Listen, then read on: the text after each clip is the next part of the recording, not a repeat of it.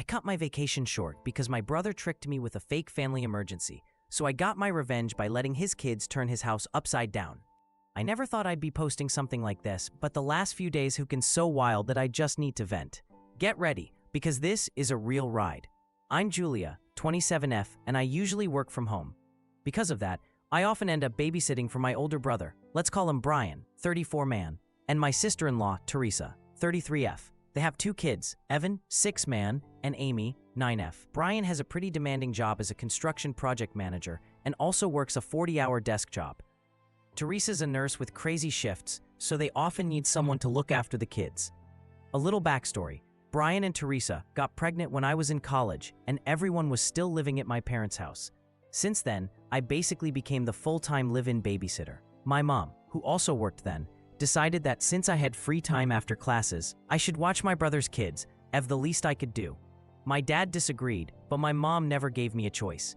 So what I thought would be just 5 hours after class turned into 7 or 8 hours a day, even when my mom was home. Looking back, I don't exactly blame her. She was tired too. But it ate up all my time, for free. And these weren't easy kids. They were wild, everywhere at once, throwing stuff, and making a huge mess if I didn't meet every demand. If I dared say no, they'd throw toys and even break things. Guess who cleaned up? Me. Honestly, I'm not the maternal type and I was super young. The youngest sibling, clueless about taking care of kids, especially the high-octane kind. I complained to Brian, but all I got was, well, you're always home. What else are you doing? It started to hurt my studies. By the time I put Evan and Amy to bed, I was dead tired and couldn't do my assignments. One night, I had a major assignment due, and Evan and Amy just wouldn't leave me alone. I tried distracting them with a show, told them I needed 1 hour, but Evan threw things at my face, remotes, pillows, you name it. Amy giggled and egged him on. I told him to stop, hid whatever he threw, and tried to explain we don't throw things. But he kept at it, and then he threw his mug full of water at my laptop. Water everywhere. Laptop toast. I was shocked. My patience snapped. This wasn't just a hassle anymore. It was ruining my grades and my stuff. Exhausted and upset, I gathered the kids and explained how much my studies mattered and how what they did actually hurt me. Evan just glared and kept throwing. I was ready to lose it. So I put Evan in a timeout, turned off the TV, sat him in a chair in the corner. He started wailing, but I just did it. Amy immediately quieted down. When Brian found out, he lost his mind and started yelling at me for disciplining his child. He said I'm not their parent and have no right to punish them. I explained everything calmly, the messed up laptop, my studies, how I needed him to pay for damages. Brian wasn't hearing any of it, just kept yelling about kids being kids and that I was being selfish and shouldn't blame him or the kids. He even said I shouldn't have had my laptop out in the first place. I said I was being forced to babysit, which left no other time to do my homework. He shot back. We're family. This isn't a big deal. They're your niece and nephew. If you punish them, they won't like you.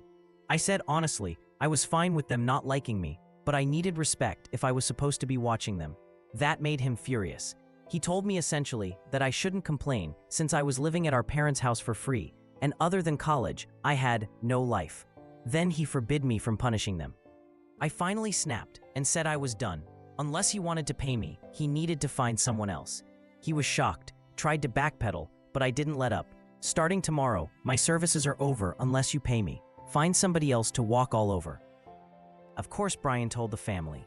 That night, my mom stormed in demanding I apologize to Brian and his kids. She insisted that, as a sister, it's my duty to help family with nothing in return. But I kept my cool and said my time is valuable, especially when the babysitting wasn't expected or agreed. The argument got heated, but my dad jumped in on my side. He told my mom I deserved compensation. He made it clear that this wasn't just a simple favor. Amidst the yelling, Teresa, my sil, stepped in. She saw my point, offered $50 a day, but I said that was way too little for 8 to 9 hours of chaos. They pressed me for a number. I stood firm on $80 a day, reflecting the work and stress. Brian called me greedy, but I said he could find someone else if that was too much. Eventually, they caved. I also demanded partial payment towards my broken laptop, which Teresa agreed to. My mom grumbled, but we had an agreement, and starting the next day, I was paid for babysitting. That went on until I left my parents' house. After moving out, Brian would still try to get me to help, but I was working office hours and wasn't home until 8 p.m. so we had no choice but to find other help. Honestly, I was only called for special occasions after that, and that was fine by me. Last year, I started working permanently from home after landing a well-paying job, finally able to afford a nice place. The moment Brian found out, he reverted to old tricks. Every chance he got, he'd leave Evan and Amy with me. Some days, he'd literally drop them off at my door, call from his car right after ringing the bell, and speed off before I could say no. I tried to discuss this with Teresa, but she just said I should understand because Brian had just been promoted and was stretched thin. She never offered payment either, and neither did Brian.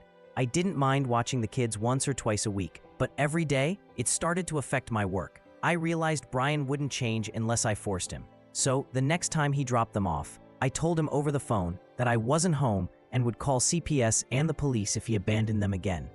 Brian started yelling, but I stood firm. If he didn't turn around and pick them up, next time he could talk to the cops. Annoyed, he picked them up. Then my mom and Teresa called me furious. Brian had to miss work that day and his boss yelled at him. My mom said, since I work from home, it was my family duty to help.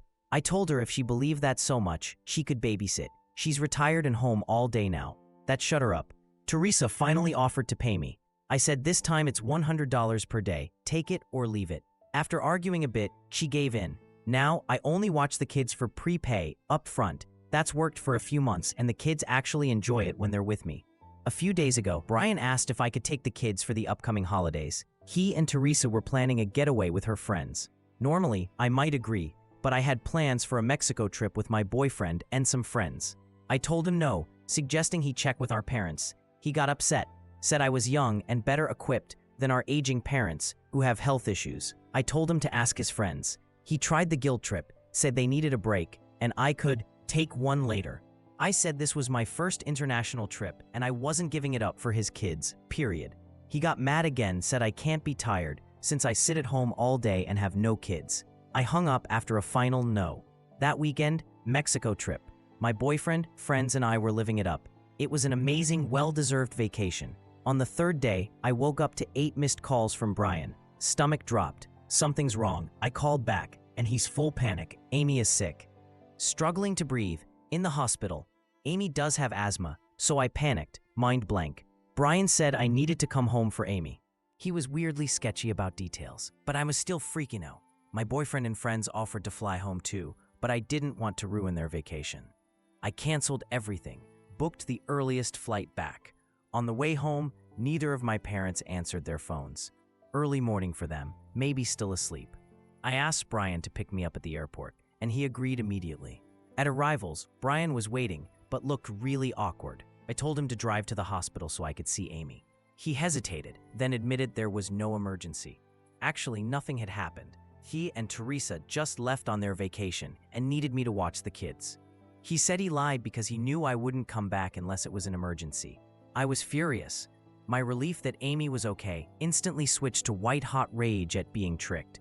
I told Brian, in no uncertain terms, that I was done playing these games. He needed to learn there were consequences for lying and manipulation like this. As we drove to his house, my anger simmered. When we arrived, Teresa was outside with luggage, looking just as sheepish. She gave me a hug, apologized, and told me there was some money on the nightstand. Before I could say anything, they both sped away to start their trip. Standing there, clutching my petty cash, I was so mad I couldn't believe what they'd done. But my brother had no idea the payback was about to start. Inside, I let go of all responsibility.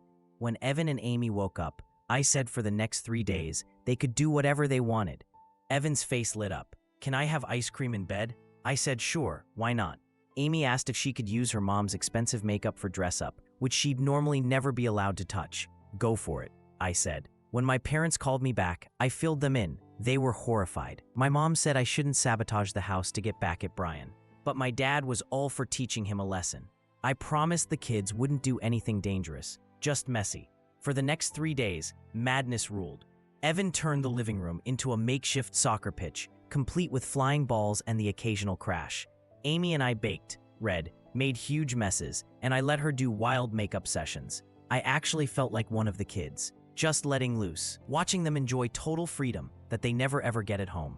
By the time Brian and Teresa came home, the place looked wrecked. Stuff everywhere, makeup on the walls, kitchen flour dusted, furniture shifted around. Their jaws hit the floor. Shock, then horror, then outrage. Brian, what the hell happened here? Why is everything destroyed? Me, smiling. Just some redecorating, courtesy of Evan and Amy. Brian, redecorating? Are you nuts? We entrusted them to you, not to turn the house into a war zone. Teresa, this is completely unacceptable. Look at my makeup. What did you let Amy do? Me, Amy wanted to use it. I think she's got some real makeup artist potential. Brian, enough jokes. This wasn't the deal. Me, exactly. There was no deal, because you tricked me into being here at all. Brian was beet red, yelling, asking how I could do this. I just said that trust was a two-way street. How dare he trick me and expect me to just play along? I told them the mess was nothing, compared to the lesson they needed to learn. Never mess with me again. Teresa demanded I give back her $150, saying I destroyed the house. I said, absolutely not. Watching their kids for 3 days was worth at least that much, even if all I did was let them roam free. I told them they were not going to push or manipulate me again. Brian started to argue, but I cut him off. You know what? This is the last time you will see me. I'm done being walked on. Dump your kids on me again, and I'll call the police and file for a restraining order. Consider this the end. With that, I picked up my bag and left, leaving behind chaos and a stunned family. Since then, Brian keeps calling to complain about the mess and asking me to apologize for being a brat. He blames me for everything, still insists I did something wrong by leaving my trip for his emergency. So, AITA for putting my brother in his place and drawing a line in the sand? Update 1. A few hours later, my mom reached out, just like I expected. She demanded I call Brian and Teresa to apologize for being so harsh. She told me she predicted this fallout, which was why she tried to dissuade me. She said the only way to fix things was to return the $150 and say sorry. I was stunned. How can she side with Brian after all that? It hurt more than I wanted to admit, and I almost cried. I ended the call quickly and haven't picked up since. After talking to my boyfriend, he suggested I take a break from everyone to sort myself out. I think he's right. I need some space. Update 2. No big surprise. My sister reached out next. Teresa called a few days after everything blew up with an actual apology. She sounded genuinely regretful, admitting she made a mistake letting her excitement for the trip blind her to what Brian was doing. She recognized how unfair it all was, thanked me for not holding a grudge against the kids, and said Amy and Evan love spending time with me. She asked me to reconsider babysitting them in the future, but I told her I was done.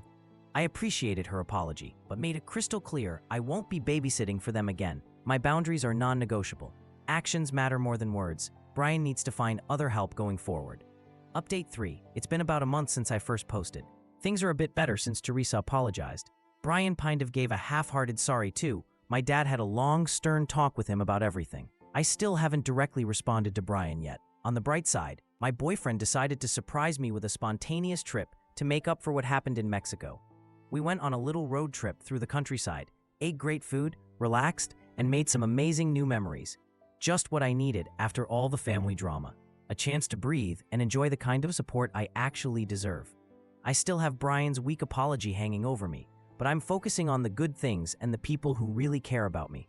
That's it for this story. This story shows how unresolved family expectations and lack of boundaries can boil over into major conflict, especially when one person refuses to respect another's time and autonomy.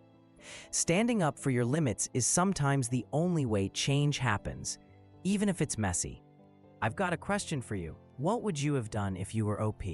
Would you have taught your family the same kind of lesson or tried to handle it differently? Let me know in the comments.